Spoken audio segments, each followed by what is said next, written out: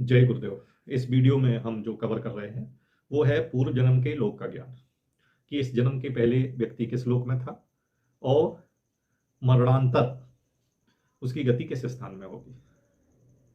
तो ये बहुत बड़ी बात है। भारतीय दार्शनिक इस बात पर विश्वास करते हैं कि जीव मोक्ष पर्यंत अर्थात मोक्ष होने तक मनुष्य आदि अनेक योनियों में भ्रमण करता रहता है, परंतु इसका विवेचन जो है सिर्फ ज्योतिष शास्त्र करता है कि जीव का आगमन इस बार कहाँ से हो रहा है, और कोई शास्त्र इस बात का विवेचन नहीं करता है।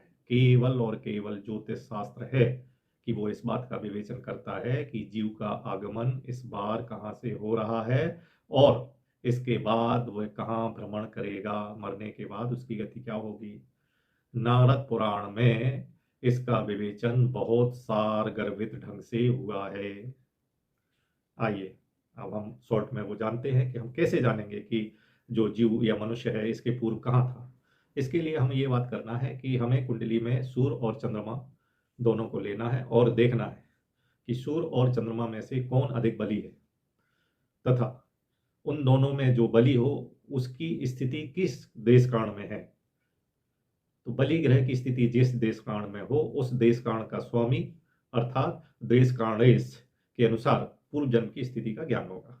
यहाँ कंफ्यूज हो तो फिर जान लें, हम कुंडली में सूर्य चंद्रमा देखेंगे, इन दोनों में से जो बलि हो उसको देश काल कुंडली में देखेंगे कि वो किस देश काल में है और उस देश काल का स्वामी जो है वो क्या है।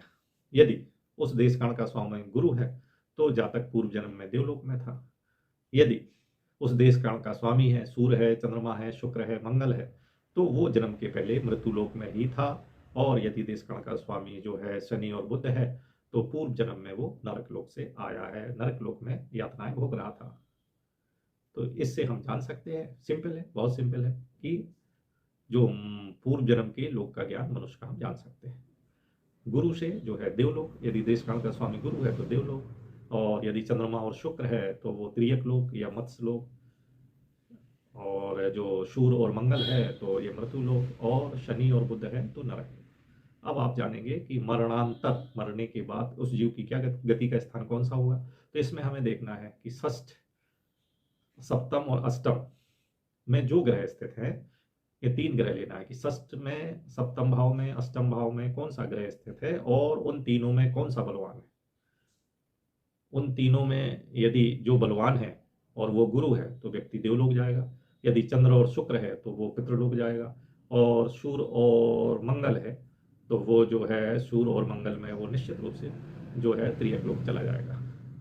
अब बात ये उठती है कि यदि षष्ठ और सप्तम और अष्टम भाव में कोई ग्रह नहीं है तो हम क्या करेंगे कि इसमें लेंगे हम षष्ठ भाव का देश काणेश और अष्टम भाव का देश काणेश, मतलब छठवें भाव में, आठवें भाव में जिन देश कारणों का उदय हो रहा हो और उन दोनों में से जो बली हो, तो फिर उसी के अनुसार हमें फिर लेना है कि यदि गुरु है उस देश काल का स्वामी तो पितृ देवलोक जाएगा, अगर चंद्रमा और शुक्र है तो पितृलोक जाएगा, सूर्य और मंगल है तो वो मत्स्य लोक जाएगा, और यदि शनि और बुध है तो वो नरक लोक मरने के बाद जाएगा। तो ये वीडियो आपको बताता है कि पूर्व जन्म में जो व्यक्ति है, जातक है, वो पूर्व जन्म में कहाँ से आया है और मरने के बाद उसकी गति किस लोक में होगी। नमस्कार।